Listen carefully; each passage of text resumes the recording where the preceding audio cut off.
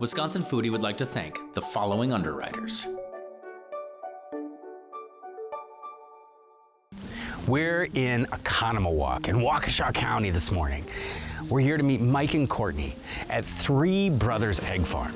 Now this is a multi-generational operation, but I am so excited to see this example of farming and food production so close to the urban center of Milwaukee.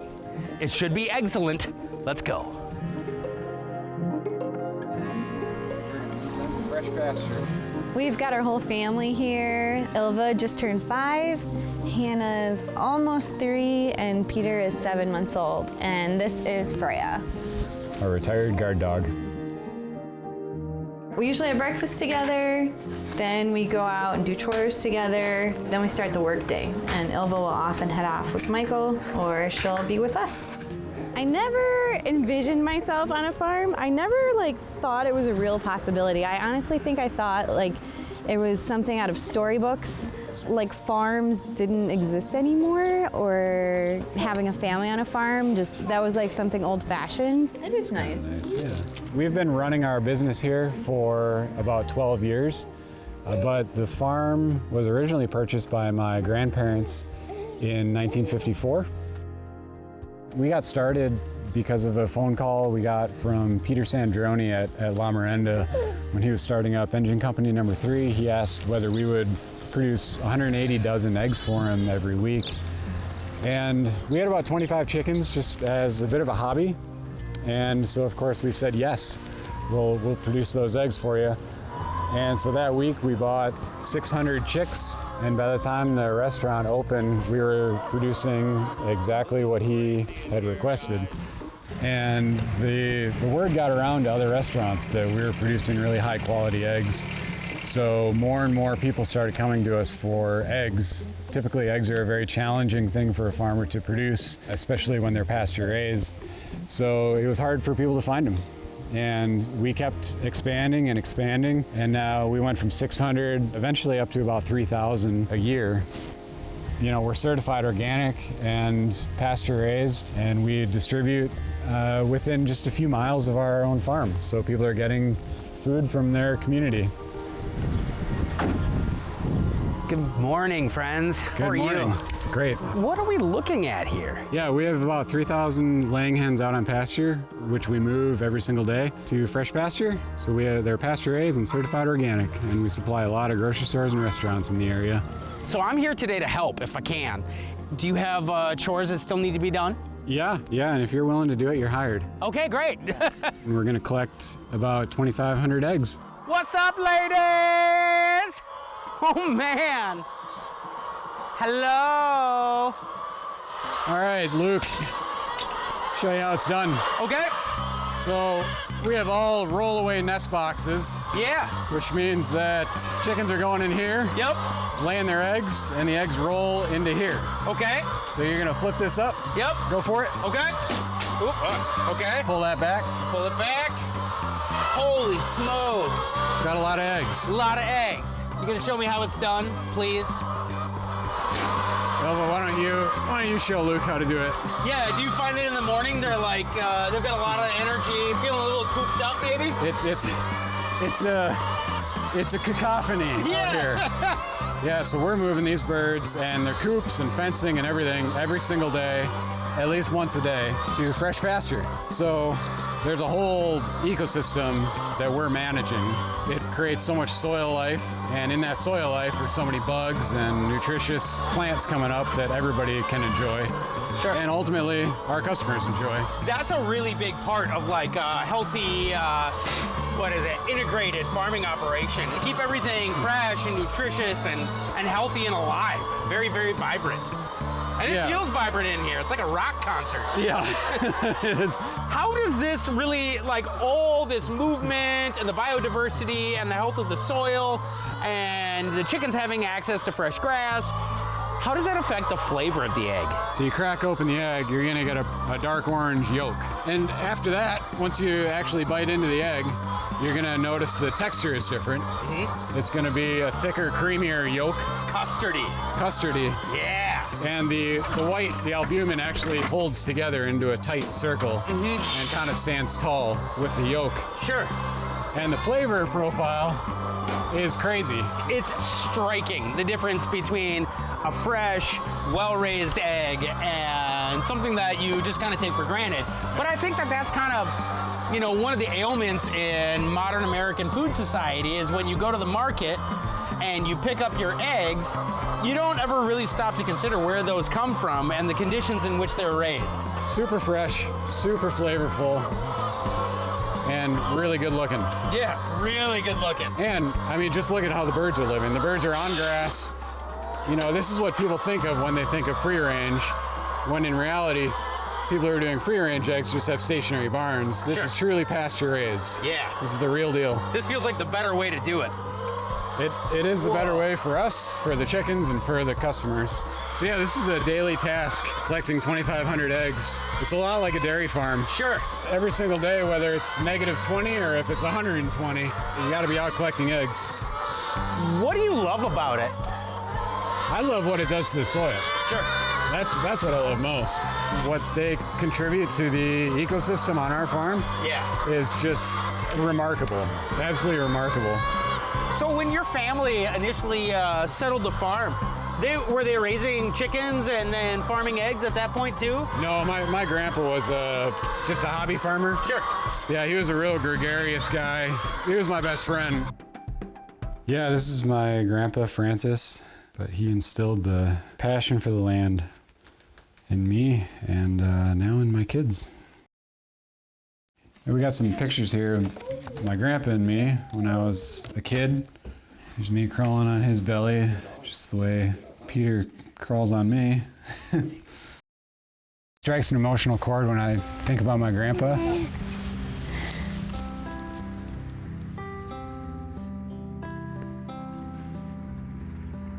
My grandpa was definitely my best friend. We really had an incredible connection. And I think he would be very, very proud of me right now. Seeing how creative we got with our lives and our business and the land that he bought.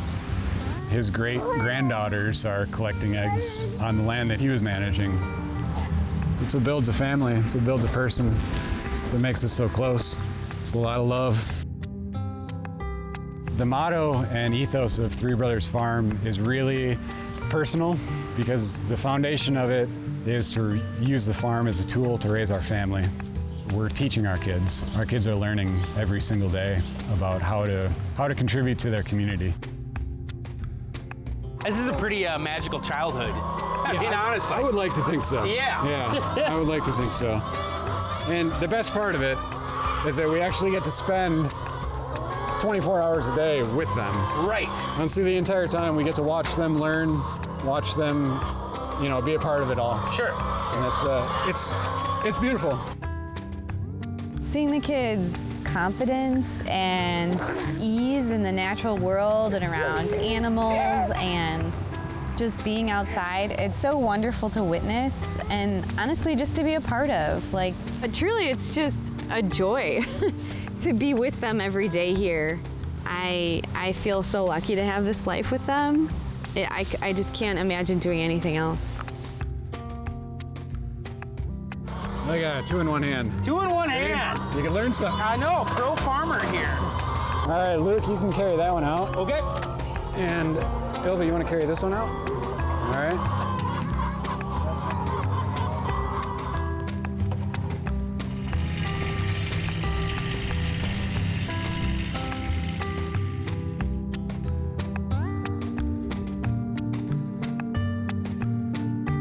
All these eggs are laid out. Is this one day's? So this is about 3 days worth of eggs. Okay. Right? We unload them off the trailer, and then we wash every single egg before they go out to restaurants and grocery stores. Most of our sales, though, are within about 15 miles of our farm. And that is the power of local. I mean, right there. That's huge. Keeps y'all on the farm, keeps these eggs local. The people get to understand the storyline behind the eggs. Getting people to support the farms and food producers in their backyard. I mean, it's the MO of this entire program, but also like the MO of my life. That's what I want to see happen. Yeah. So fun, thank you. Let's wash some eggs, shall we? Cool. Let's do it. Cool. Ilva's the egg washing boss. Yeah. We're gonna put a crate up here for Ilva. Okay. And basically Ilva's gonna be putting eggs in here. The eggs are gonna go through the egg washing machine and come back to you. And you are gonna pack them right into here. Okay. Ideally narrow side down, so the nose side down. Sure. It lets the yolk sit in the bigger spot, because we have nice big yolks. And then we'll hit it with a date gun, so everybody knows the expiration date. And that'll be that. I am super curious to see the difference between conventionally produced eggs and the Three Brothers eggs. Would it be possible for me to take a dozen with me on the road today? I think you've earned it after collecting. Thank you. That was a big day for you. And I assure you that you will taste the difference and you will see the difference. It's an experience. Egg-sperience. It's an egg experience, exactly. How many puns do you think you've encountered in your time as an egg farmer? Your tenure? So many, and they all crack me up.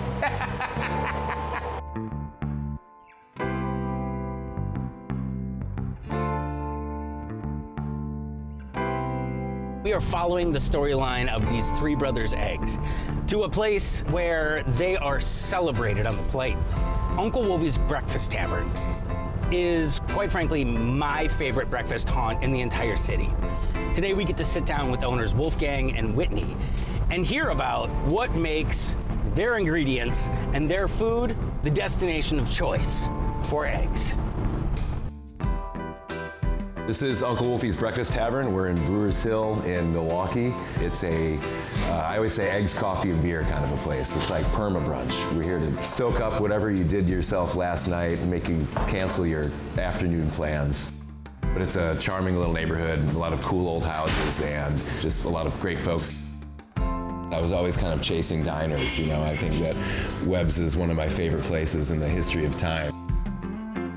It was really important to us to develop relationships with farmers and a lot of local purveyors to make sure that we have the best possible quality product that we have. It's like we put so much care into the product that we're putting out. We want to make sure that the people we're sourcing from are putting the same kind of care into what they're creating. I remember the first time I tried Three Brothers eggs, it was, I mean, down to just cracking the egg and just looking at the yolk itself, just looking at this product as it was just emerging from the shell, I was like, well, this is clearly different. This is better. And there was something so special about these eggs, and I'd had them at other places too, and it's such a funny thing when you're like eating at a diner at like a breakfast place and you're like going gaga because you just had a perfect like sunny side up egg. I just kept coming to this point where I was eating at places, God, I'm trying to think, like Engine Company was one of them I remember, and I was eating this egg. So where did this come from, you know?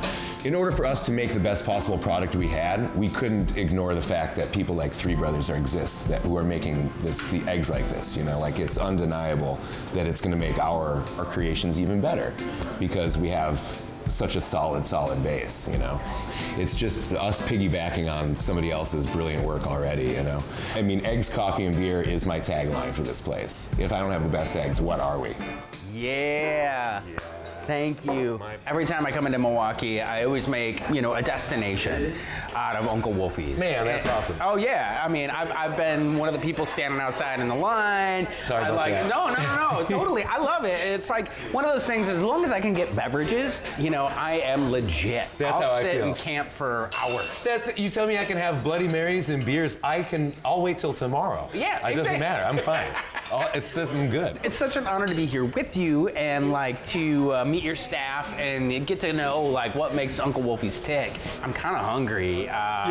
Me too. But I'm always hungry. I'm gonna have the spamlet. My favorite thing on the menu. Heck yeah, I'm gonna add the chili crisp. Gotta add the chili crisp. And I'm gonna add a side of Tavern potatoes as well. Sounds great. For you? I think I'm gonna do the belch, please. Do I want to sunny up? You want sunny up? I want sunny up. Yeah, like I can eat you want all the that sunshine run. I can See get. egg all over your. Ask and you shall receive. And then can I do a virgin Bloody Mary? For sure. Is that okay? Thanks, friend. We're also gonna want, we'll have 2 Shirley Temples of Doom. Yes. And I'll take one of those bloods the same way. Excellent. Thank you. when you're conceptualizing Uncle Wolfie's, and you know you're in like the agrarian breadbasket of America here in the Midwest. Yeah, it's a good line. Do you ever get to like experience the impact that, say, for Three Brothers, running Three Brothers eggs on your menu? Yeah. Do you get to go back to like that Waukesha, Oconomowoc area and see like how that family directly is impacted by you putting that on the menu? I mean, the sense of connection it's impossible almost not to have, because the same people who are growing the products are dropping it off. Yeah. You know, like literally the same guys who are grabbing those eggs from Three Brothers are dropping them off, you know? So it's literally impossible not to have a relationship with the people who are producing the food, the ingredients for the stuff that we're making. It's literally from the farm to your table, you know? Sure. You know, when you eat these products that are coming from these local, you know, farmers, food producers, artisans, what do you notice about the flavor profiles? Well, it starts with the flavor profiles. You know, you're finding these items in order to fit what you. A lot of times, these guys have an idea in mind of what they want, you know, the product to taste like, and down to whose watercress might be a deciding factor. You know, Yeah. so every element is scrutinized. Bloody Mary's. Yeah. Thank Shirley you. Temple. Yeah. Shirley Temple of Doom. Cheers. This is an Alex Shaw original. So the Shirley Temple of Doom. What we have going on here, you get that like, obviously really familiar cherry, you know, probably a little bit of a Sprite. There's a San Pellegrino element to it. gosh. Yeah. Oh, hibiscus also. Hibiscus, Yeah, that's okay. for coloration and for obviously a little bit of that flavor too. This is a very sophisticated take on the Shirley Temple. Miss Bloody though. That is so dynamite. That is Overtly complicated. great. Lots and lots of ingredients. I get horseradish, I get that tomato, Absolutely. I get that, you know, beautiful salinity, the salt and pepper. You know, you get the acidity from like the base of the pickles or whatever for it sure. is. And then a little bit of Jamaica #2 bitters. Yeah. Talk to me about your journey in the kitchen. Like, how did you figure out that this is who you are and what you were gonna do? To open a restaurant, it was like my absolute dream. I didn't know we could even get this far. Wolfie's started with a hot dog cart and breakfast burritos out of a hot dog cart. Seriously? like a little umbrella with the stripes on it. That's adorable. Really, really cool. You Ju- can get all your fixins in there and you roll them up and then sear them on a flat top. Yeah, little mission mobile style, flat top. baby. It's completely, 100%. Yeah. Exactly. Back to those roots, you know. It was definitely a strange path to get to this point. This building that we're in was empty for almost 40 years, 4 decades. really? 1979 was the last time it was operational, I think, or 78 as a corner tavern. Yeah. Built originally as a Miller Tide House, and like turn of the century Miller Tide House. 1902 is the official listed date. Oh, yes. yeah. Got a clear some drink room. Thank you. Thank you. Hot honey. Hot honey? Nice. Fancy sauce. Charred allium aioli. Yeah. Sounds awesome. All of them are house made. This is one of the best things too. I love these potatoes. We roast them, smash them, fry them, and then season them and finish them in the fryer there. Creamy, tangy, fancy. So what's in my belch here? I'm about to go in on that first bite. We got some Jones Farm bacon, lettuce, egg, tomato, and cheese. God, The sambal aioli is the other element. Pops it up a notch too. You got to get down on this. Part of brunch is passing the plates too. Oh, I will. This is ridiculous. Super simple flavors. But when they're brought together and they're well executed, it's just like over the moon. And to get that Three Brothers egg sunny side up on there, like to have this golden goodness all over my hands, quite frankly, takes me back to my time on the farm. And watching those young women pick those eggs up every day with their mom and dad to put them in and have them shipped right here to Milwaukee so I can experience them at Uncle Wolfie's. This is a really, really good sandwich. Yeah. You got to try. Speaking of Three Brothers, dude, this omelet, I'm going to switch you out. All right. Cool. And this is the same Three Brothers eggs too. Yeah. This is the spamlet, a spam omelet. There's Kewpie mayo in there, and alpine cheese, chili threads, some mushroom Mike shiitakes, and and spam, and then our house chili crisp as well. Why spam? Spam has been a part of life for forever, because it has some versatility. It has a different sort of feel than bacon or pork belly, but it can add some of the same elements. Yeah. I can't wait to taste this bite. The eggs are superfluous, but like the Kewpie mayo, that chili crisp, you get that bite of spam, you've got, oh my gosh, it's so creamy and rich. Man, and what a versatile way to use a lot of these ingredients that are locally sourced. Oh, yeah. It just takes a couple things, like, you know, the outside influence, the spam, the chili crisp, the Kewpie mayo, all those things work to elevate this thing into something that's much larger than the individual ingredients, and it's fantastic. Heck yeah, completely. That's it. It starts with that base, you know, and you build off that base. Like, I'm just going all over the table now. Do it. That's what brunch is about. It's about the reach. That's right. If I need some of that, you just go for it. I'm missing your wine. If you have wine and scotch. Oh, I love it. Hey, how are you? It's really nice to meet you. Thanks so much. This is great. Nice to see you. Oh my gosh. How is it? It's delicious. How are you? I'm good. Uncle Wolfie is the modern interpretation of what a community built around your friends, your makers, your creatives, your farmers, your food producers, all coming together in one experience that I will say is always worth it. Heck yeah. Every time I'm in the city, I'm popping in here because I appreciate what you two do and I see it making a difference in the world. So don't you. stop. Hey, thanks. Thanks so much for having me in. Thank you. Anytime you want, baby. Anytime. Oh yeah, We'll be boo. here. I like Thank you. that. Thank you, Oh, thank you. that's so great.